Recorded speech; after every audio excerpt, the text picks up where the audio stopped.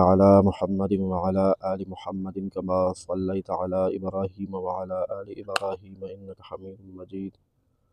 اللهم بارك على محمد وعلى آل محمد كما باركت على إبراهيم وعلى آل إبراهيم إنك حميد مجيد.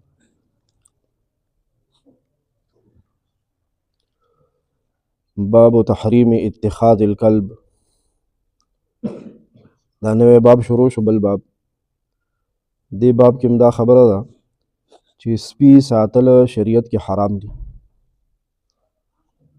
سپي ساتل شریعت کې حرام دي، حرام الا لصید، د ښکار د پاره د سپي ساتل په بیه اخیستل او د ښکار د پاره په بیه باندې سپي خرڅول دا حرام نه دي. او ماشیت د شان د سارو د حفاظت د پاره د ګړو چیلو رمه ده، میره کې سړی چې په دې ګړو چیلو باندې چرته کې لیوه یا غل حمله ونه کي، دې دپاره په دې رمه کې سپی ساتلی، نو دغه د ضرورت سپی د ساتل حرام نه دي. که د داسې ضرورت دپاره څوک په پیسو باندې سپی اخلي یا په پیسو باندې خرڅوي نو هغه هم حرام نه دي. او زرع یا د فصل او د باغ د حفاظت دپاره سپی ساتلی، د فصل او د باغ دپاره، نو دا حرام نه دي. دین علاوه اسی شوقیه سپی ساتل دا حرام نه حرام. 1488 نمبر حدیث مبارک دی، 1688 نمبر. وعن ابن عمر رضی اللہ تعالی عنہما قال، سیدنا زمون سردار حضرت عبداللہ بن عمر رضی اللہ تعالی عنہما نے دا حدیث روایت دی. اللہ پاک دې ته راضي شي، الله پاک دې د خپل ځان ناراضي کی، الله پاک دې زما ستا او د ټول امت د طرف نه بهترینی بدلی ورکی.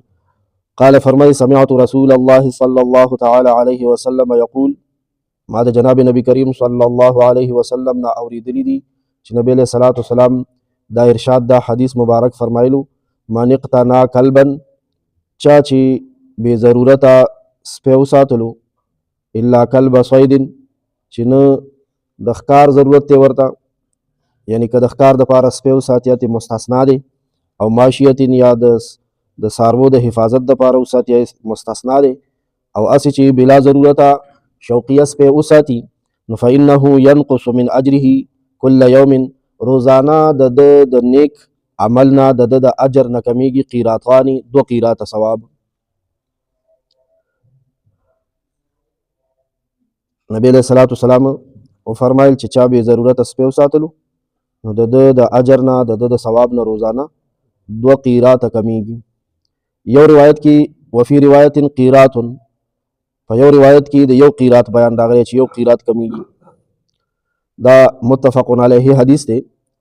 امام بخاری رحمه الله صحیح بخاری شریف کی کتاب الذبائح باب من اقتنى کلبا لیس بکلب صید، او امام مسلم رحمه الله صحیح مسلم شریف کتاب البیوع باب الامر بقتل الکلاب. دغه شان امام مالک رحمه الله په موطا امام مالک رحمه الله کې 1808 نمبر باندې دا حدیث ذکر کړی دی. مسند احمد شریف کې امام احمد رحمه الله په جلد حدیث نمبر 4479 نمبر کې ذکر کړی. امام ترمذی رحمه الله، امام نسائی، امام ابن حبان، دغه شان امام بیهقی رحمه الله، د ګڼ شمیر محدثینو دا حدیث مبارک په خپلو کتابونو کې ذکر کړی دی چې چا بې ضرورت سپی وساتلو د روزانه 2 قیرات ثواب کمیږي، او یو روایت کې راغله چې 1 قیرات ثواب کمیږي. بیا قیرات دا نیم دانق ته وایي، بعضې وایي د دینار 4 حصہ ده، او بعضې فقهاو فرمایلی دي بعضو روایاتو کې دي چې قیرات د احد د غر برابر. هغه حدیث مبارک خو تاسو ټولو بار بار اورېدلی دی چې څوک د یو مسلمان جنازه کې شرکت وکړي او جنازه وکړي او دفن ته ایثار نشي، جنازې پسې سمدستي بس خپل کار کسب پسې روان شي، نو د په عمل نامه کې 1 قیرات ثواب ولیکلی شي، او چې څوک آخره پورې دفنه پورې ایثار شي نو د هغه په عمل نامه کې 2 قیرات ثواب ولیکلی شي. او قیرات د احد د غر عمره دی. نو صحابه کرام خو د هغې خو د عمل او د اجر او د ثواب هرس و. یو صحابي وایي دا خو مونږ ډېر قیراتونه ضایع کړي دي، بیا مطلب مونږ خو بس د جنازې مونځ کړی دی او راوتي یو، دفنه پورې خو ډېر مونږ کم ایثار شوي یو. نو هغې نه بعد چې دا حدیث کله واورېدو چې یاره 2 قیرات ثواب پې میلاویږي، او قیرات د احد د غر عمره دی، هغه د آخرت او د اجر او د ثوابونو هرس د هغې په زړونو کې و. هغې راسې به بیا هغې چې جنازه وکړه نو که ستاسو خیال سړی جنازې له لاړ شي نو د دفنه پورې دومره ټایم نه زیات نه زیات زمونږ دې علاقه کې 20 منټه 25 منټه پرې لګي، مونږ اندازه لګولې. او دومره وخت چې سړی ایسار شي نو قیراتونه د یو په ځای 2 شو. رښتیا وایي مونږ او تاسو چې په 25 منټه باندې مونږ او تاسو ته د پوره ورځې دیاړي میلاویږي، سم خیال د ایسار به نه شو. او دا د احد د غر عمره اجر او ثواب دی.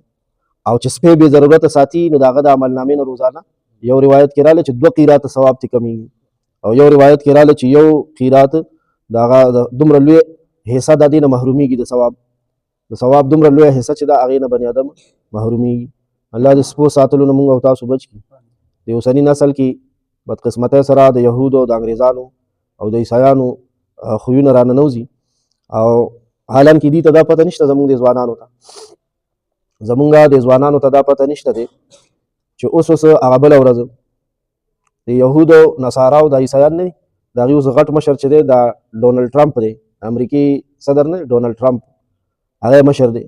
د دې مشرانو مخکې ویلي وو یره د آخرت یره او دا دین نه دی، دا زمونږ په دې ازادۍ کې او زمونږ په دې راحت او سکون کې او زمونږ په دې ترقۍ کې رکاوټ دی، دا دین به ترې وباسو. نو هغې ته نه دین ویستی و، خو لویه زمانه تجربه وکړه چې د دین نه کله ووته که نه نو بیا هغې ډېر زیات لوی نقصان وکړو. نقصان یې دا شو چې دوی د ذهني سکون په تلاش کې دین پرېښی او ذهني سکون د دغه خلکو برباد شوی دی. ګورې نو اوس هغې واپس مذهب ته راله، اوس اله بانې غواړي. بس دا چې کوم مشر دی او مشران دي چرچونو کې پادریان دي، هغې ویل چې بی واپس مذهب ته راشه. نو اوس په مذهبونو هغې سټډي او مطالعه د نوي نسل شروع کړه، دا نوي انګریزان نه دي اوس. نو هغې ویل چې کوم مذهب خپل کړو، بس اوس لږې هغه د لوندو خټو وي لږې اوبه سي بانئ، لږ که زمونږ او ستاسو د حرکت ورپسې وشو، که خیري بستره م واخېسته ولاړو ورپسې که نه نو مونږ د ناستو کسانو سره په لکونو کسان مسلمانېږي انګریزان، بس ایله ټېله غواړي وبانه غواړي. نو د هغې خو دغه حال دی چې د هغې مشرانو تجربې وکړي د دین په پرېښو باندې، په دې پیشنونو کې په سکون باندې، نو هلته میلاو نه شو. نو اوس بله ورځنی د امریکې صدر ورته ویلي دي دین ته واپس راشي. خدای دې وکړي چې دی مسلمان شي، دی خدای ټول مسلمانان که خو دغه خو که مسلمانېږي او که نه مسلمانېږي، دا خو مونږ ته ویلی شوي دي چې یو ورځ به دا ټول عیسایان مسلمانېږي. عیسی علیه السلام چې کله راشي او دوی یې وویني که نه او هغه ورته کله ووایي نو دا به ټول یو عیسایي به هم پاتې نه شي، به ټول مسلمانان شي او دا یهودیان به د مخ د ځمکې نه ورک شي، ختم به شي او ټول به مسلمانان وي. بیا سړه سماوات به بالکل امن به. دا دهشتګردي خو دې ظالمانو پیدا کړې. مسلمان خو پر امن دی، قرآنین دي کوي دا د هغه ښار د غلا کیسه ده، غلا مو کوي او چغې مو غل دی رامنې کوي او غل دی رامنې کوي او غلا هم ده کړي، نو دا شور کوي دي. اوس افسوس په دې پکار دی او دا چې کومه خبره زه کول غواړم مقصدي خبره مې دا وه چې زمونږ دا نوجوان نسل دی، نوجوان طبقه دا په انګریزانو داسې مین دي چې ورپسې هر څه خپل پرېښو، خپل تهذیب، خپل روایت، خپل مذهب. نو دا د سپو پورې په موږ مسلمانانو کې داسې کټه سر رشته دی، خر دماغي چې سپي په غېږونو کې ساتي او سپي. تېره ورځ ډېره دینداره کورنۍ ده، هغه کورنۍ ده چې ما تاسو ته مثال کې ویلي چې د کور کس راته ویل چې سهار کې یو رشته دار وي چې سهار کې ورننوځي، وایي نر ښځې به ټول قرآن شریف ته ناستې، ته به وایي چې سمه مدرسه ده، وایي چې د شپې ورننوځي ماسخوتن نه پس، وایي نر ښځې ټول به وي تلاوت کوي. د هغې حجرې ته چې ورننوتم نو هماغه دینداره کس را مخکې شو، ما ته وویل که استاد جي مخکې مه ځه. مې ولې تاسې ویارولم، وایي سپی دی او هغه داسې مېلمه پورې ځان مږي نو جامې دله پلیتې ني، نو ښه سپی دی سله ساتلی. باقاعده هلته چې لاړ شي بله حجره کې هغه نه تپوس کړي د سپو نامیم دي، افلانې سپی به وایي ما له رانه کړي، افلانې سپی هغه لنګه شوي دی نه لنګه شوي بچي راوړي دي نه دي، د هغې یو بچی به ما له راکړي. خدای دې بېخو نه باسه دومره نیک سړی. اوس دا پته ورته ني چې سپی مې ساتلی دی نو ځکه دا تلاوتونه کوم، سهار کوم، ماښام کوم، نو 2 قیراته مې ثواب د عملنامې نصیب کړي. نو چې دا دته پته ولګي دې سپی ساتي ولا چې پاره کې ډز ورپسې وکړي چې روک شي، خو پته ورته نشته دی. نو مونږ مسلمانان چې یو دا دې کې مونږ ته اعزاز ښکاري چې ما سره په ګاډي کې سپی ناست او ما ولا علاج کړی او زه الله دې مونږ د دغه یهود او نصارو د پیښو نه بچ کړي او هغوی د الله پاک مسلمانان کې کلک مسلمانان. دعای قنوت معنا شروع وه وإلیک نسعی، تاسو یې څنګه وایي؟ وإلیک نسعی. خپل ټکي ته مو ګورئ او د استاد د خولې ټکي ته مو ګورئ. سبا چې درته څوک وایي چې دا سبق تاسو چا سره تېر کړی دی، نیا به ورته یادوئ که استاد جي به یادوي. او استاد جي دا سبق چې زده کړی دی که نه نو نبي علیه السلام پورې منځ کې یو کم 10 واسطې دي، دې ته سند وایي. سند یافته سند سره شو، مونځ سند سره شو. وإلیک نسعی او یا الله خاص ستا طرف ته دو وهو مونږه، خاص ستا طرف ته منډه وهو مونږه، دو کوو مونږه. ونحفد